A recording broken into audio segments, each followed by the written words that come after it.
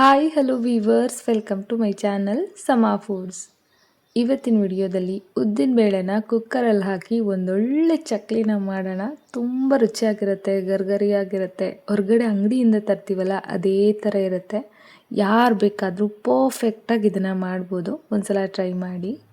ಮೊದಲಿಗೆ ಒಂದು ಕುಕ್ಕರ್ನ ಇಟ್ಕೊಂಡಿದ್ದೀನಿ. ಇದಕ್ಕೆ ಅರ್ಧ ಕಪ್ ಆಗುವಷ್ಟು ಉದ್ದಿನ ಬೇಳೆನ ಸೇರಿಸ್ತಾ ಇದ್ದೀನಿ. ಎಲ್ಲನೂ ಇದೇ ಕಪ್ಪಲ್ಲೇ ಅಳತೆ ಮಾಡಿ ತೋರಿಸ್ತೀನಿ. ಇದಾದ ನಂತರ 2ರಿಂದ 3 ಚಮಚ ಆಗುವಷ್ಟು ಹೆಸರುಬೇಳೆ, ಇದಕ್ಕೆ ನೀರನ್ನು ಸೇರಿಸಿ ಚೆನ್ನಾಗಿ ವಾಶ್ ಮಾಡಿ ತಗೊಳ್ಬೇಕು. ಈ ಚಕ್ಲಿ ಮಾಡುವಾಗ ಅಳತೆ ತುಂಬ ಇಂಪಾರ್ಟೆಂಟು. ಹಾಗಾಗಿ ಅಳತೆಗೆ ಯಾವುದಾದ್ರೂ ಲೋಟ ಅಥವಾ ಗ್ಲಾಸು, ಬಟ್ಲು ಅದನ್ನೇ ತಗೊಂಡು ಅದರಲ್ಲೇ ಎಲ್ಲ ಅಳತೆ ಮಾಡ್ಕೊಳ್ಳಿ. ಈಗ ಬೇಳೆನ ವಾಶ್ ಮಾಡಿದ್ದಾಯಿತು. ಅದೇ ಕಪ್ಪಲ್ಲಿ 2 ಕಪ್ ಆಗುವಷ್ಟು ನೀರನ್ನು ಸೇರಿಸಿ ಕುಕ್ಕರ್ ಲಿಡ್ನ ಕ್ಲೋಸ್ ಮಾಡಿ 3-4 ವಿಷಲ್ ತಗೊಳ್ತೀನಿ. ಸಾಫ್ಟಾಗಿ ಬೇಯಬೇಕು. ಆದರೆ ಹೈ ಫ್ಲೇಮಲ್ಲಿ ತಗೊಳ್ಬೇಡಿ. ಹೈ ಫ್ಲೇಮಲ್ಲಿ ತೊಗೊಂಡ್ರೆ ನೀರನ್ನು ಕಡಿಮೆ ಹಾಕಿರ್ತೀವಿ, ಒಂದೊಂದು ಸಲ ತಳ ಹಿಡಿದ್ಬಿಟ್ರೆ ಕಷ್ಟ. ಸ್ವಲ್ಪ ಕಡಿಮೆ ಉರಿನಲ್ಲೇ ಚೆನ್ನಾಗಿ ಸಾಫ್ಟಾಗಿ ಬೇಯಿಸ್ಕೊಳ್ಳಿ. 1-2 ವಿಷಲ್ ಕಡಿಮೆ ಉರಿನಲ್ಲೇ ತಗೊಳ್ಳಿ. ಇವಾಗ ನೋಡ್ತಾ ಇರ್ಬೋದು ಉದ್ದಿನಬೇಳೆ, ಹೆಸರುಬೇಳೆ ಎಲ್ಲ ಚೆನ್ನಾಗಿ ಸಾಫ್ಟಾಗಿ ಬೆಂದಿದೆ. ಈಗ ಇದನ್ನು ಒಂದು ಮಿಕ್ಸಿ ಜಾರ್ಗೆ ಸೇರಿಸ್ತಾ ಇದ್ದೀನಿ. ಇದಕ್ಕೆ ನೀರು ಹಾಕಬಾರ್ದು, ಹಾಗೆಯೇ ನೈಸಾಗಿ ಗ್ರೈಂಡ್ ಮಾಡ್ಕೊಂಡು ತಗೊಳ್ಬೇಕು. ನೀರು ಹಾಕಿದ್ರೆ ಅಳತೆ ಹೆಚ್ಚು ಕಮ್ಮಿ ಆಗಿಬಿಡುತ್ತೆ. ಬೇಕಂದರೆ ಚೂರು ಹಾಕ್ಕೊಳ್ಳಿ, 1-2 ಚಮಚ ಸ್ವಲ್ಪ ಹಾಕ್ಕೊಳ್ಳಿ. ಬಟ್ ಜಾಸ್ತಿ ನೀರು ಹಾಕಿ ತೆಳುವಾಗಿ ಗ್ರೈಂಡ್ ಮಾಡ್ಕೊಳ್ಳೋಕೆ ಹೋಗಬೇಡಿ. ಈ ಅಳತೆ ಪರ್ಫೆಕ್ಟ್ ಆಗಿದೆ, ಇದನ್ನೇ ಫಾಲೋ ಮಾಡಿ. ಇದಾದ ನಂತರ ಹಿಟ್ಟನ್ನು ಕಲಸೋದಕ್ಕೆ ಒಂದು ಪಾತ್ರೆ ಇಟ್ಕೊಂಡು ಅದಕ್ಕೆ ಅದೇ ಕಪ್ಪಲ್ಲಿ 2 ಕಪ್ ಆಗುವಷ್ಟು ಅಕ್ಕಿ ಹಿಟ್ಟು, ರುಚಿಗೆ ತಕ್ಕಷ್ಟು ಉಪ್ಪು, 1 ಚಮಚ ಜೀರಿಗೆ, ನಂತರ ಒಂದು ಪ್ಯಾನಲ್ಲಿ 2ರಿಂದ 3 ಚಮಚ ಆಗುವಷ್ಟು ತುಪ್ಪನ ಸೇರಿಸ್ತಾ ಇದ್ದೀನಿ. ತುಪ್ಪನ ಹಾಕೋದ್ರಿಂದ ತುಂಬ ಗರ್ಗರಿಯಾಗಿ ಬರುತ್ತೆ. ಎಣ್ಣೆ ಬದಲು ತುಪ್ಪನೇ ಬಳಸಿದ್ರೆ ತುಂಬ ಒಳ್ಳೆಯದು. ಬೇಡ ಅಂದರೆ ಎಣ್ಣೆ ಕೂಡ ಹಾಕಿ ಮಾಡ್ಕೊಳ್ಬೋದು. ತುಪ್ಪನ ಚೆನ್ನಾಗಿ ಬಿಸಿ ಮಾಡ್ಕೊಂಡು ತಗೊಳ್ಳಿ. ಹಿಟ್ಟಿಗೆ ಹಾಕಿದ ತಕ್ಷಣ ಚುರು ಅನ್ನಬೇಕು, ಅಷ್ಟು ಬಿಸಿಯಾಗಿರಬೇಕು.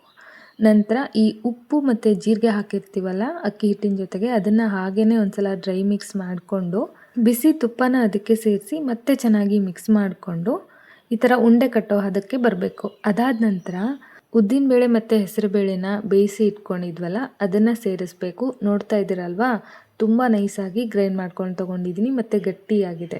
ಈಗ ಇದನ್ನು ಅಕ್ಕಿ ಹಿಟ್ಟಿನ ಜೊತೆಗೆ ಚೆನ್ನಾಗಿ ಕಲಸ್ಕೋಬೇಕು, ನೀರು ಹಾಕಬಾರ್ದು. ಕೊನೆಯಲ್ಲಿ ನೋಡ್ಕೋಬೇಕು, ತುಂಬ ಗಟ್ಟಿಯಾಗಿದೆ ಅಂತ ಅನಿಸಿದ್ರೆ ಬಿಸಿ ನೀರನ್ನು ಚೂರು ಚಿಮ್ಕಿಸ್ಕೊಂಡು ಚೆನ್ನಾಗಿ ಕಲಿಸ್ಕೊಳ್ಳಿ. ಈ ಚಕ್ಲಿ ಹಿಟ್ಟು ಆದಷ್ಟು ಗಟ್ಟಿಯಾಗಿಯೇ ಇರಬೇಕು.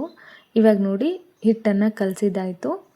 ತುಂಬಾ ಗಟ್ಟಿಯಾಗಿ ಚೆನ್ನಾಗಿ ಹದವಾಗಿ ಕಲಿಸ್ಕೊಂಡಿದ್ದೀನಿ.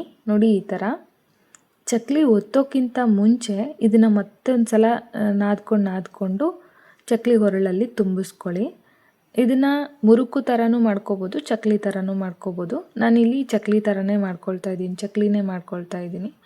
ನಂತರ ಈ ಚಕ್ಲಿ ಮೇಕರ್ಗೆ ಒಳಗಡೆ ಸ್ವಲ್ಪ ಆಯಿಲ್ನ ಸವರ್ಕೊಂಡು ಈ ಸ್ಟಾರ್ ಅಚ್ಚು ಬರುತ್ತಲ್ಲ ಅದನ್ನು ಹಾಕಿ ಒಂದು ಸಲ ಮತ್ತೆ ಚೆನ್ನಾಗಿ ಮಿಕ್ಸ್ ಮಾಡ್ಕೊಂಡು ತಗೊಳ್ಬೇಕು. ನಾನು ವಿಡಿಯೋದಲ್ಲಿ ತೋರಿಸಿಲ್ಲ. ತುಂಬ ಚೆನ್ನಾಗಿ ನಾದ್ಕೊಂಡು ಈ ಚಕ್ಲಿ ಒರಳಿಗೆ ಅದನ್ನು ಹಾಕ್ಕೊಂಡು ಕ್ಲೋಸ್ ಮಾಡಿಕೊಂಡು ಚಕ್ಲಿ ಮಾಡಿದ್ರೆ ಪರ್ಫೆಕ್ಟಾಗಿ ಸ್ವಲ್ಪನೂ ಕಟ್ಟಾಗದೇ ಇರೋ ಥರ ಹದವಾಗಿ ಚಕ್ಲಿ ಬರುತ್ತೆ. ಇದಕ್ಕೆ ಖಾರದ ಪುಡಿ ಏನು ಹಾಕೋದು ಬೇಡವಾ ಅಂತ ಕೇಳ್ಬೋದು ಕೆಲವರು. ಹಾಕೋದು ಬೇಡ, ಆ ಉದ್ದಿನಬೇಳೆ ಫ್ಲೇವರಲ್ಲೇ ಸೂಪರ್ ಆಗಿರುತ್ತೆ. ಹಾಗೂ ಬೇಕಂದರೆ ಸ್ವಲ್ಪ ಹಾಕ್ಕೊಳ್ಳಿ. ಆ್ಯಕ್ಚುಲಿ ಇದಕ್ಕೆ ಖಾರ ಏನೂ ಹಾಕಲ್ಲ, ಹೀಗೇ ಮಾಡ್ತಾರೆ.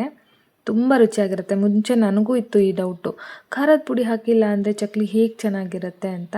ಬಟ್ ಚೆನ್ನಾಗಿರುತ್ತೆ, ಸೂಪರಾಗಿರುತ್ತೆ. ಹಾಕಬೇಡಿ, ನನ್ನನ್ನು ಕೇಳೋದಾದರೆ ಹಾಕಬೇಡಿ. ಒಂದು ಸಲ ಹಾಗೇ ಫ್ರೈ ಮಾಡ್ಕೊಂಡು ಟೇಸ್ಟ್ ನೋಡಿ. ಅದು ಚೆನ್ನಾಗಿಲ್ಲ ಅಂತ ಅನಿಸಿದ್ರೆ, ಖಾರ ಬೇಕು ಅಂತ ಅನಿಸಿದ್ರೆ ಖಾರ ಹಾಕ್ಕೊಳ್ಳಿ.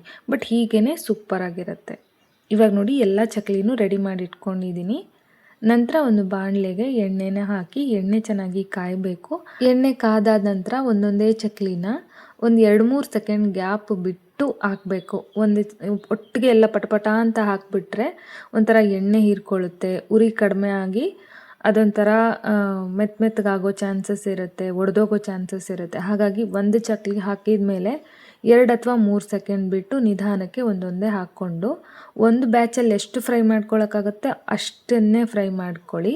ಇದಕ್ಕಿಂತ ಜಾಸ್ತಿ ಗೋಲ್ಡನ್ ಕಲರ್ ಬೇಡ, ಚೆನ್ನಾಗಿರಲ್ಲ. ಮತ್ತು ಎಣ್ಣೆಗೆ ಚಕ್ಲಿನ ಹಾಕಿದ ತಕ್ಷಣವೇ ತಿರುಗಿಸಾಕಕ್ಕೆ ಹೋಗಬೇಡಿ. ಸ್ವಲ್ಪ ಹೊತ್ತು ಅದನ್ನು ಹಾಗೆ ಬಿಡಿ, ಅದು ಸ್ವಲ್ಪ ಫ್ರೈ ಆಗಿ ಗಟ್ಟಿಯಾಗುತ್ತೆ. ಆವಾಗ ಅದನ್ನು ತಿರುಗಿಸಿ ಹಾಕ್ಕೊಂಡ್ರೆ ನೀಟಾಗಿ ಬರುತ್ತೆ, ಇಲ್ಲ ಅಂದರೆ ಒಡೆದೋಗ್ಬಿಡುತ್ತೆ. ಇವಾಗ ನೋಡ್ತಾ ಇದ್ದೀರಲ್ವಾ, ನಾನು ಸೆಕೆಂಡ್ ಬ್ಯಾಚ್ನ ಫ್ರೈ ಮಾಡ್ತಾ ಮಾಡ್ತಾ ಫಸ್ಟ್ ಫ್ರೈ ಮಾಡಿರೋಂಥ ಚಕ್ಲಿನ ತೋರಿಸ್ತಾ ಇದ್ದೀನಿ, ಎಷ್ಟು ಪರ್ಫೆಕ್ಟಾಗಿ ಬಂದಿದೆ ಅಂತ. ತುಂಬ ಚೆನ್ನಾಗಿ ಗರ್ಗರಿಯಾಗಿ ಬಂದಿರುತ್ತೆ. ನೀವು ಕೂಡ ಇದೇ ಥರ ಒಂದ್ಸಲ ಉದ್ದಿನ ಚಕ್ಲಿನ ಟ್ರೈ ಮಾಡಿ ಹೇಗೆ ಬಂತು ಅಂತ ತಿಳಿಸೋದನ್ನು ಮರಿಬೇಡಿ. ಐ ಹೋಪ್ ಇವತ್ತಿನ ಈ ರೆಸಿಪಿ ಇಷ್ಟ ಆಯಿತು ಅಂದ್ಕೊಳ್ತೀನಿ. ಮುಂದಿನ ವಿಡಿಯೋದಲ್ಲಿ ಮತ್ತೆ ಸಿಗ್ತೀನಿ. Bye friends, thank you.